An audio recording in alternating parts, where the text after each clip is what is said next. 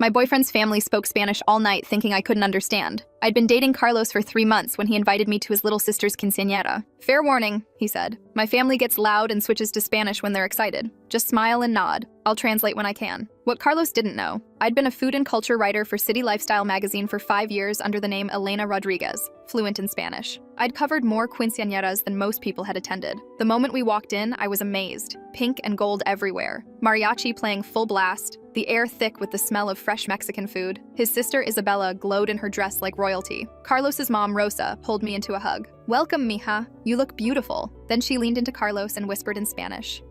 She's very pretty, but I hope she understands our traditions. And from that moment, the comments began. By the cake table, I heard his Aunt Carmen snicker to her son Diego. Mira a la güera, she looks lost. Diego laughed. She doesn't even know what the ceremony means. Then his grandmother handed me a tamale on a cup. Try this, sweetheart. But when she turned to Rosa, she muttered, Pobrecita, no sabe ni cómo comerlo. Poor thing doesn't even know how to eat tamales. I slowly unwrapped the husk, pretending not to notice. Uncle Roberto passed by. Look at her. Probably thinks you eat it with the wrapper. Estas Americanas aprenden despacio. Aunt Maria said, These American girls learn slowly. Carlos tried to keep up with everything, translating half sentences. They're just excited. Are you having fun? I nodded. Then I heard this from his uncle. Carlos está perdiendo el tiempo. Esta no va a durar. Carlos is wasting his time. This won't last. And Rosa, my hugger from earlier, ella no habla español, no conoce nuestras costumbres. ¿Cómo van a tener una familia? She doesn't speak Spanish, doesn't know our customs. How will they have a family? That one hit deep. I could take being underestimated, but being erased from his future just because of assumptions. And then during the money dance, it happened. His little cousin Maria tripped and scraped her knee badly. She sobbed, blood trickling down her leg. Duele mucho.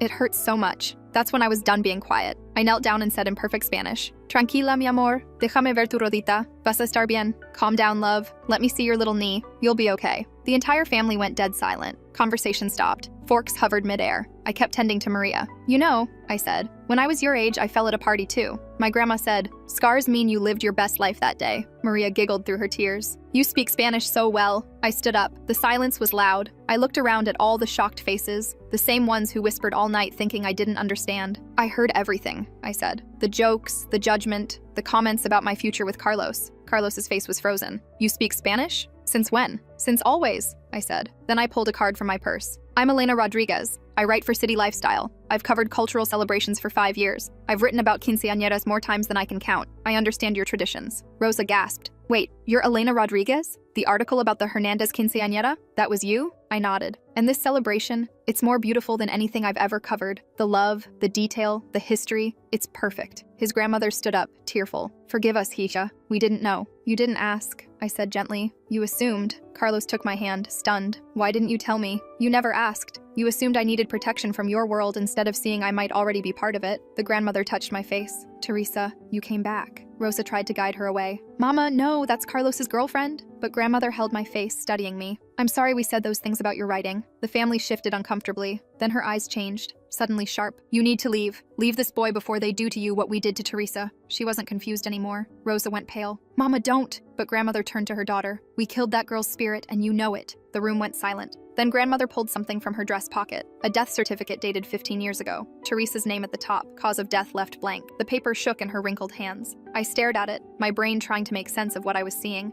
A death certificate for someone who was supposedly dead, except the cause was just empty, like someone had started the paperwork and given up halfway through. Carlos stepped forward, reaching for the document. Abuela, what are you doing with that? His grandmother's eyes were clearer than they'd been all night, sharper, like someone had turned on a light behind them. I kept it to remind myself what we're capable of. Rosa moved fast, snatching the certificate from her mother's hands. The paper crumpled under her grip. Mama has her episodes, she said, her voice tight and controlled. She gets confused about the past. Teresa was a girl from the neighborhood who moved away years ago, that's all. But the old woman shook her head slowly, deliberately. No confundas a esta muchacha como confundimos a Teresa. Don't confuse this girl like we confused Teresa. Uncle Roberto cleared his throat loudly. Okay, I think it's time we all— I'm not confused, the grandmother said in English, looking right at me. Her accent was thick, but her words were precise. And neither are you, mija. You heard everything tonight. You know what they do. Carlos pulled me aside gently, his hand warm on my elbow. I'm so sorry. She has dementia. She mixes up stories, creates things that never happened. There was a Teresa, but she just moved to another state for work. My grandmother gets her mixed up with someone who actually died in the family,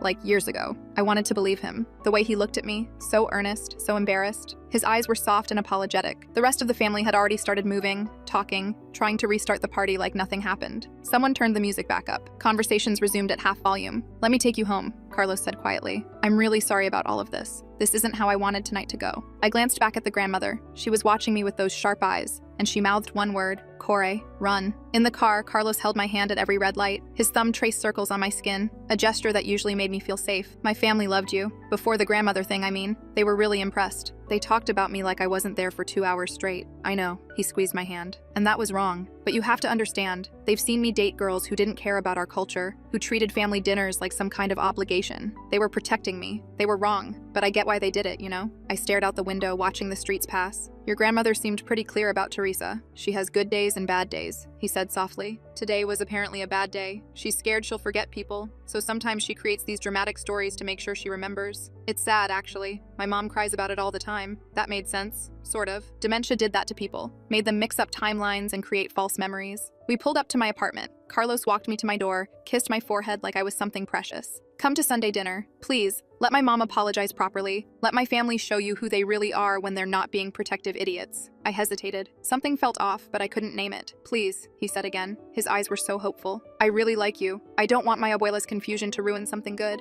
"Okay," I heard myself say. Sunday dinner. His smile could have lit up the whole block. He kissed me once more, slow and sweet, and headed back to his car. I watched him drive away, then went inside and immediately opened my laptop. My fingers hovered over the keyboard for a second before I typed Teresa and Carlos's last name into Facebook. 3 profiles came up. One was a teenager in braces posting TikToks. One was a woman in her 60s sharing recipes. And one was a woman around my age, living in Las Vegas, Nevada, with an active profile. Recent photos of her at Red Rock Canyon. Recent posts about her new job at a marketing firm, very much alive. Her last post was from 2 days ago. A sunset photo over the strip with the caption, "3 years free and I still celebrate every single day. 3 years free." My hands were shaking as I clicked message. I typed and deleted 4 different versions before I finally sent, "Hi Teresa, I know this is going to sound completely insane, but I'm dating someone with your last name, Carlos. Tonight at his sister's quinceañera, his grandmother showed me a death certificate with your name on it and told me to run. I found your profile and I just need to know, am I losing my mind or something seriously wrong here?" I hit send and stared at the screen, my heart pounding. The scene notification popped up immediately. Then the dots appeared. She was typing. My phone rang 30 seconds later,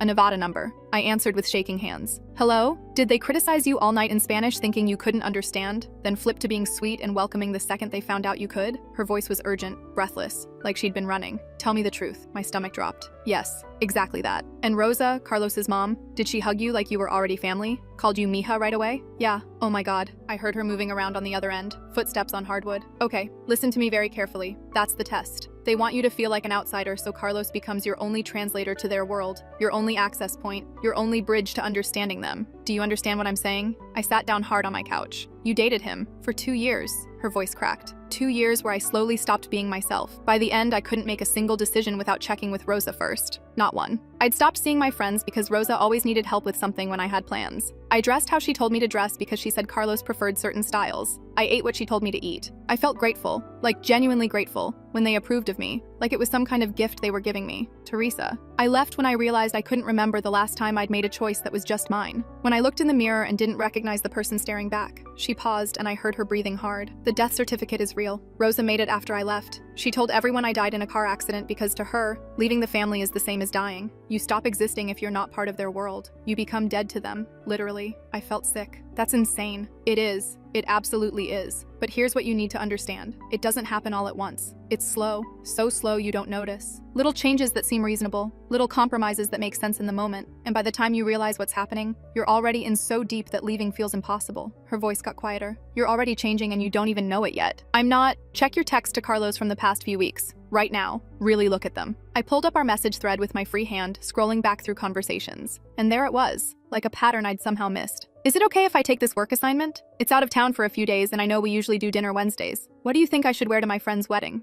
I want to make sure it's appropriate. Do you mind if I visit my parents next month? I know we had plans but they really want to see me and I haven't been home in a while. Is it cool if I grab drinks with Jen on Friday? I can cancel if you want to do something." Oh my God. I never asked permission for anything before I met him. I made my own decisions. I wore what I wanted. I saw my family whenever I felt like it. I met my friends without checking in first. When had I started asking? "You see it now." Teresa's voice wasn't a question. "I have to go," I whispered. "Be careful," she said. "And if you need anything at all, you message me. I mean it. I went through this alone and I don't want that for you." I hung up and stared at my phone. The control had already started, weeks ago, and I hadn't even noticed it happening. I I spent the next 3 days analyzing every interaction I'd had with Carlos, every text, every conversation, looking for the moment when I'd started changing. It wasn't one moment, it was 100 small ones. The first time he'd said, "You're wearing that?" Not mean, just curious. And I'd changed because I wanted him to think I looked good. The time he'd mentioned his mom made the best enchiladas, and I'd stopped ordering Mexican food when we went out because I didn't want to seem like I was comparing. The way he'd sigh when I mentioned work trips, not saying anything, just sighing. And I'd started asking if it was okay instead of just going. Death by 1,000 tiny cuts. Sunday dinner rolled around and I almost canceled. But I needed to see this clearly. Needed to know if Teresa was right or if I was being paranoid. Sunday dinner was at Rosa's house, a small craftsman in a neighborhood where every lawn was perfect and every house had the same beige paint. The smell of pozole hit me the moment I walked up the driveway. Rosa answered the door and pulled me into a hug that lasted too long. Her arms were tight around me, almost possessive. "Mija, I'm so glad you came. I felt terrible all week about what happened at the party. It's okay." "No, it's not okay." She pulled back, holding my shoulders, her rings pressing into my skin. "We judged you without knowing you. That was wrong. Really wrong. Come inside." The whole family was there. Uncle Roberto with his beer, Aunt Carmen setting the table, Diego on his phone, Isabella and 3 of her friends giggling in the living room. They'd set up the dining room like it was Thanksgiving, with the good plates and cloth napkins. Everyone greeted me warmly, apologized, told me how impressed they were that I knew Spanish, that I understood their culture, that I wasn't like other girls Carlos had dated. It should have felt good. Instead, Teresa's words echoed in my head. "Make you feel like an outsider so Carlos becomes your only translator." Carlos pulled out my chair like a gentleman, kissed the top of my head. "See, I told you they loved you." Dinner started off normal. The pozole was incredible, rich and spicy with the hominy soft and perfect. Conversation flowed in that chaotic bilingual way big families have, everyone talking over each other. Rosa asked me about my work, seemed genuinely interested in the articles I'd written. "You must be so proud. A real writer in the family, like it was already decided." Then halfway through the meal, she said, "Mija, we hold our fork this way." She demonstrated, her smile warm but firm. Her fork was in her left hand, tines down. I looked down at my hand. I was holding my fork normally, American style, the way I'd held a fork my entire life. "It's more elegant," she added. "Trust me. In nice places, this is how you do it." I adjusted my grip, feeling awkward. Carlos nodded approvingly across the table. 10 minutes later, I laughed at something Diego said, and Rosa reached over, touching my arm. Her nails were sharp. "That laugh is a little loud for the table, mi amor. Just a bit softer, okay? We're not at a bar." My face burned. "Oh, sorry. Don't apologize," she smiled. "I'm just helping you. You want to make a good impression, right?" Uncle Roberto was watching. So was Aunt Carmen. They all saw me being corrected like a child. After dinner, Rosa stood behind me and gathered my hair in her hands. "Let me fix this for you. You have such beautiful hair, but the way you style it hides your face. Men like to see your face, mija." I instinctively pulled back. Rosa's warm expression vanished for just a second, her eyes going cold and hard. Then it returned, bright and loving like flipping a switch. "I'm just trying to help, mija. You want to look your best, don't you?" "I know," I said quickly. "Thank you." She styled my hair, pulling it back tight, and the whole table complimented me. Carlos looked proud, like I was his project and he'd finally gotten me right. But I felt like a doll someone had rearranged. After dinner, Rosa asked me to help in the kitchen, just the 2 of us. The rest of the family stayed at the table, their voices carrying through the doorway. We washed dishes in silence for a minute before she started talking. "You know, Carlos has always wanted a big family. 3, maybe 4 kids. He'll be such a good father." She scrubbed a plate, not looking at me. "And holidays are so important to us. You'll host Christmas, of course, once you're married. Family comes to our house every year. It's tradition. We rotate between the kids, but Carlos is the oldest, so you'll take the biggest holidays." I kept drying dishes, the towel rough in my hands. "And you'll want to learn my recipes," she continued. "Carlos loves my cooking. It's important that his wife knows how to make the dishes that remind him of home. I can teach you. We can cook together every Sunday." "Rosa, I'm just thinking ahead, mija. Planning our future together." She finally looked at me, her eyes sharp. "You do want a future with my son, don't you?" "I mean, we've only been dating 3 months. The warmth drained from her face completely. She stopped washing dishes and turned to face me fully, water dripping from her hands. "So you're wasting my son's time?" It wasn't a question. "No, I just meant, Carlos is 32 years old. He's not looking for something casual. He's not looking to play house. He's looking for a wife, a partner, a mother for his children." Her eyes were hard, searching my face. "If that's not what you want, you should leave now before you hurt him, before you waste any more of his time." My throat felt tight. "I'm not trying to waste anyone's time." "Then what are you trying to do?" She crossed her arms, suds sliding down to her elbows. "Because from where I'm standing, it sounds like you want to play house without making a real commitment. You want the fun parts without the actual work. I just think 3 months is early to be planning weddings and babies." "Is it?" She stepped closer, and I could smell her perfume, heavy and floral. "Or is that what they tell you in your modern American relationships? Date for years and years, never commit to anything, keep your options open, string men along until you get bored and move on to the next one. That's not fair. What's not fair is leading my son on when you're not serious about him." She turned back to the sink, her movements sharp. "But maybe I'm wrong. Maybe you're different. Maybe you actually care about family instead of just yourself. The kitchen felt smaller, hotter, the walls pressing in. I do care, I said quietly. Then show it, Rosa said without looking at me. Actions, mija, not words. Anyone can say words. In the car ride home, Carlos was silent. His jaw was tight, muscle working under his skin. His hands gripped the steering wheel too hard. Finally, he spoke. My mom called me crying after you left the kitchen. My stomach dropped. What? She said you were cold to her, distant, that when she tried to talk to you about the future, about our future, you shut her down. He glanced at me, eyes unreadable. She felt rejected. She said she's just trying to welcome you into the family and you're making it really difficult. I didn't shut her down, I just said 3 months was early. For what? For thinking about whether you want to be with me long term? He pulled over on a side street, a residential area with no streetlights, and put the car in park. The engine ticked in the silence. I thought you wanted something real, not some casual American relationship where we date for 5 years and maybe move in together if it's convenient. Maybe get married if we feel like it. Maybe have kids if it works with our careers. That's not what I said. Then what are you saying? His eyes searched mine in the darkness. Because my mom opened her heart to you tonight. My whole family did. They apologized for judging you, they welcomed you, and you made her feel like she was pushing too hard just for caring about my future, for caring about us. Carlos, she was literally planning our wedding in her head. So, is that so terrible? That she's excited about us? That she sees you as part of the family already? He shook his head, looking tired suddenly, disappointed. I thought you were different from the others. I thought you understood what family means, what real commitment looks like. I do understand. Do you? He looked at me like he was seeing me for the first time. Because it doesn't feel that way. It feels like you want all the good parts of being with me without any of the actual commitment. Without the family, without the traditions, without the future. I felt tears burning behind my eyes. I'm sorry. I didn't mean to upset her. His expression softened immediately. He reached over and took my hand, his thumb stroking my skin. I know you didn't, baby. You're still learning how we do things. My mom comes on strong sometimes, but it's because she cares so much. She sees how happy you make me, and she just wants to protect that. She wants to make sure you're serious. I'll do better, I heard myself say. The words came automatically like I'd rehearsed them. I know you will. He kissed my hand, his lips warm. You're different. I knew it the moment I met you. You're not like those other girls. He dropped me off at my apartment with a long kiss and a promise to call me tomorrow. I went inside and immediately threw up in the bathroom. Rosa started calling the next day. My phone buzzed at 10 a.m. Mija, I need help running errands. Can you come with me? I have to pick up some things for Isabella's school project, and you know how these stores confuse me. I had a deadline for an article about food trucks in the arts district. I'm actually working right now.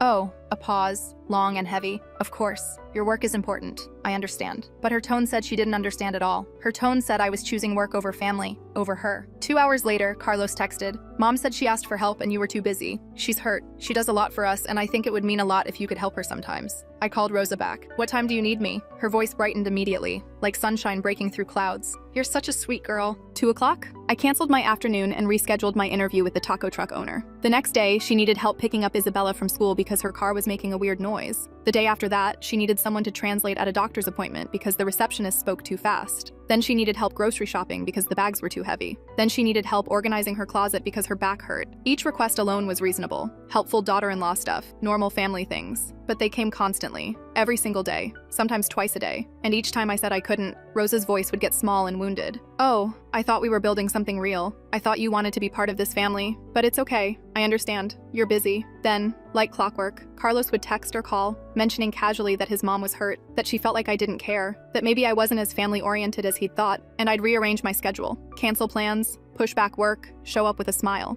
By the end of the week, I realized I hadn't seen my best friend Jen in 3 weeks. I'd rescheduled 2 work meetings. I'd turned down a weekend assignment in Palm Springs that I actually wanted to do. I was wearing a blouse Rosa had complimented, a boring beige thing that wasn't my style at all, instead of my usual vintage band tees because I knew I'd see her today. And that morning, I'd caught myself drafting a text to Carlos asking if it was okay to take a weekend assignment in San Francisco, asking permission for my own job, the job I'd had years before I met him. I stared at the unsent message and felt something cold settle in my chest. This is how it happens. Slowly, then all at once. Teresa's words. I deleted the text and called in sick to Rosa's errands, turned off my phone, sat in my apartment, and tried to remember who I was before Carlos. For 2 days, I didn't answer Rosa's calls. I turned off read receipts. I ignored texts. I focused on work, caught up on the assignments I'd been pushing aside, saw Jen for coffee, and actually listened to her talk about her life instead of being distracted by my phone. Wore my own clothes, my ripped jeans, and my Ramones shirt. It felt like learning to breathe again. On the 3rd day, Rosa showed up at my office. My coworker Kiara knocked on my cubicle wall. Hey, there's someone here to see you? Says she's your boyfriend's mom? I looked up and saw Rosa in the lobby through the glass walls, holding a container of food, looking small and sad and worried. She was wearing black like she was in mourning. Shit. I went out to meet her, aware that everyone in the office could see us. Lauren, my editor, was watching from her desk. So was Mike from accounting. So was Kiara. Mija, I was so worried. Rosa pulled me into a hug, tight and desperate. You haven't been answering my calls. I thought something happened. I thought maybe you were in an accident or sick or,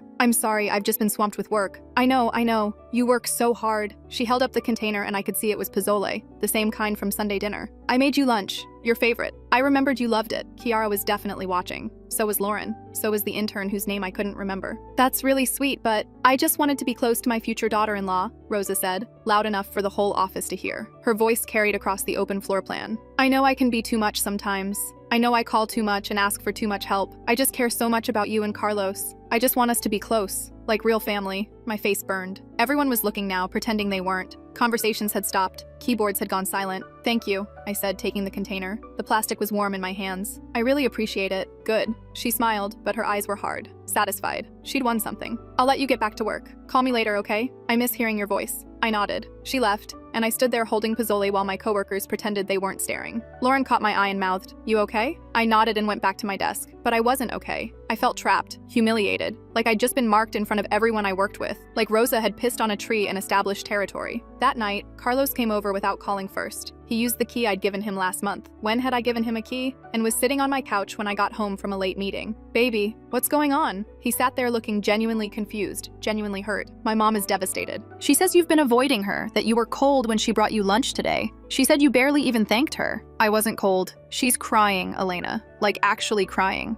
My whole family is confused. They opened their hearts to you, they accepted you after you literally exposed yourself at Isabella's party, and now you're pulling away? He ran his hands through his hair, a gesture that usually made him look vulnerable. What happened to the girl who understood family, who wanted to be part of something real? I'm not pulling away, I just need some space. Space from what? From people who love you? He looked at me like I was speaking another language, like I was saying something incomprehensible. Maybe you're not ready for real commitment. Maybe you're too independent for what I need. Maybe I was wrong about you. The words hit like a slap. I am committed. Are you? He stood up, pacing my small living room. Because it doesn't feel that way. It feels like the second my family got too real, too close, too much like actual family, you started running. You started making excuses. You stopped answering calls. That's not what's happening. Then what is happening? He was calm now. Too calm. The kind of calm that's scarier than yelling. Explain it to me. Because from where I'm standing, you're acting like every other American girl I've dated who says she wants family but really just wants the idea of it. The Instagram version, not the actual work. I felt myself shrinking, wanting to prove him wrong, wanting to show him I was different, that I was worth it, that I could be what he needed. And then I heard Teresa's voice in my head, clear as a bell. This is exactly where I was before I stopped being me. You're at the edge. I need space from your family, I said, my voice shaking but firm. Not from you, but the pace is too intense. Your mom calls me every single day, multiple times a day. She shows up at my work. She plans my entire future without asking me what I want. I can't breathe. Carlos stared at me for a long moment. The silence stretched. Then he nodded slowly, deliberately. I understand. Relief flooded through me. You're not who I thought you were. The relief died. I need someone who values family the way I do. Someone who doesn't see my mom's love as suffocating. Someone who doesn't need space from the people who care about her. His voice was quiet, sad, disappointed. I thought that was you. I really did. I was wrong. Carlos. It's okay. He moved toward the door, grabbing his jacket from the hook. You're honest, at least. I appreciate that. Better to know now than waste more time. Wait, but he was already leaving, pulling the door open. Take care of yourself, Elena. I hope you find whatever it is you're looking for. The door closed. I stood there in my living room, my whole body shaking, feeling like I just failed some crucial test I didn't know I was taking. He'd just ended it, but he'd made it sound like I'd failed him, like I was the problem, like I was broken somehow, too damaged or too selfish or too American to understand real love. My phone started buzzing immediately. Rosa, Uncle Roberto, even Aunt Carmen, who I'd barely spoken to.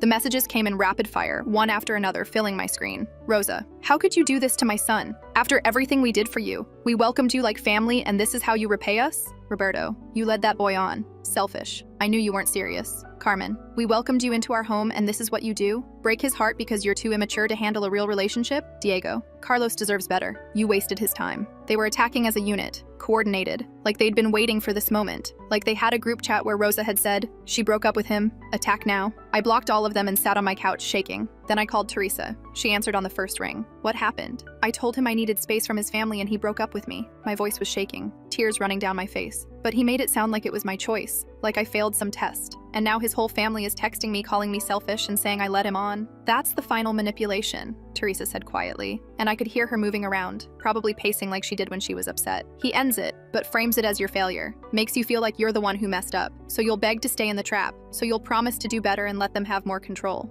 I almost did, I whispered. When he was walking out, I almost begged him to give me another chance, to let me prove I could be what he wanted. But you didn't. No. Then you won, she said, her voice fierce. You got out. Do you know how many people don't? Do you know how many people spend years, decades, in situations like this because they keep thinking they can be better, they can be enough? I sat there crying, holding my phone. His whole family is texting me, calling me selfish, saying I wasted his time. Block them all. Every single one. They're trying to pull you back in. They want you to defend yourself, to engage, to feel guilty enough to go crawling back. She paused. You did the hardest thing. You chose yourself. Now you just have to keep choosing yourself until it gets easier. We talked for another hour. She told me it would hurt for a while, that I'd doubt myself, wonder if I'd made the right choice, question whether I was actually being too selfish or too independent, that I'd see him with someone new and it would sting, but that every day, I'd feel a little more like myself again, a little less like I needed permission to exist. The next week was hard. I kept checking my phone, expecting Carlos to text. Part of me wanted him to apologize and say he overreacted, wanted the easy ending where we worked it out. But Teresa's voice stayed in my head. That's what they count on, that you'll miss the good parts and forget why you left. I threw myself into work, finished the food truck article, pitched a new series on immigrant-owned restaurants, started wearing my own clothes again, the vintage dresses and band tees I actually liked instead of the boring blouses Rosa had approved of. Jen noticed. You seem more like yourself lately, less, I don't know, muted. I feel more like myself, I admitted. We were at our favorite coffee shop, the one I'd stopped going to because Rosa said the neighborhood was sketchy. It's weird how much of me I lost without noticing. That's how it works with people like that, Jen said, stirring her latte. They don't take you all at once. They take little pieces until there's nothing left. Then they act surprised when you finally notice you're empty. I thought about that a lot over the next few days, about how I'd stopped going to my favorite places, stopped seeing certain friends, stopped making decisions without checking first, all in the name of being a good girlfriend, being part of a family, being enough. 2 weeks after the breakup, I was at a restaurant with Jen, celebrating finally finishing my immigrant restaurant series. My editor had loved it, said it was some of my best work in years. I'm proud of you, Jen said, raising her wine glass. You've seemed more creative lately, more present. I feel more present, I admitted, clinking my glass against hers. It's like I'd been holding my breath for months and I finally remembered how to exhale. I was about to take a sip when I saw him, Carlos, at a table near the window, the good spot that overlooked the street, with a blonde woman who was overdressed for this casual Italian place, wearing a white dress and heels like she was going to a wedding. Her makeup was perfect. Her hair was styled. She looked like she was trying way too hard to impress someone. She laughed at something he said, that kind of nervous laugh you give when you're desperate to make a good impression. The kind of laugh that says, please like me, please think I'm funny, please think I'm good enough. I knew that laugh. I'd made that laugh. He looked exactly the same. Confident, charming, leaning in with that smile that made you feel like you were the only person in the world. Like he'd never even thought about me after that night. Then he saw me. Our eyes met across the restaurant. His expression shifted. Not surprised, not uncomfortable, cold, satisfied, almost smug. Like he wanted me to see this. See how easily I'd been replaced. See that he'd moved on and I was nothing. Already forgotten, already replaced by someone better. The blonde woman was still talking, gesturing with her wine glass, completely oblivious. I felt Jen tense beside me. Do you want to leave? I looked at Carlos, at the satisfied smirk on his face, at the woman who had no idea what she was walking into, at the performance of it all. And I didn't feel jealous. I didn't feel hurt or betrayed or like I'd lost something precious. I felt relief, deep, genuine relief that I was the one who'd walked away, that I'd never have to ask permission to live my own life again, that I'd never have to feel guilty for having boundaries, that the person sitting across from him, laughing too hard at his jokes, wasn't me. And pity, real pity for whoever she was, for the slow erosion she was about to experience, for the version of herself she was about to lose. I turned back to Jen, breaking eye contact with Carlos first. No, let's order dessert.